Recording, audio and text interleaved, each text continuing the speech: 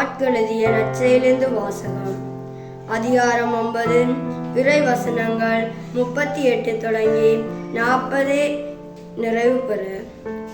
அக்காலத்தில் யோவான் இயேசுவிடம், போதகரே, ஒருவர் உமது பேரால் பேய்களை ஓட்டுவதைக் கண்டு நாங்கள் அவரை தடுக்க பார்த்தோம், ஏனெனில் அவர் நம்மை சாராதவர் என்றார்.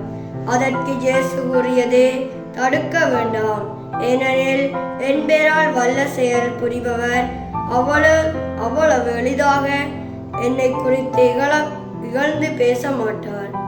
ஏனெனில் நமக்கு எதிராக இராதவர் நம் சார்பாக இருக்கிறார். இது கிறிஸ்து வழங்கும் நற்செய்தி. கிறிஸ்துவே உமக்கு புகழ்.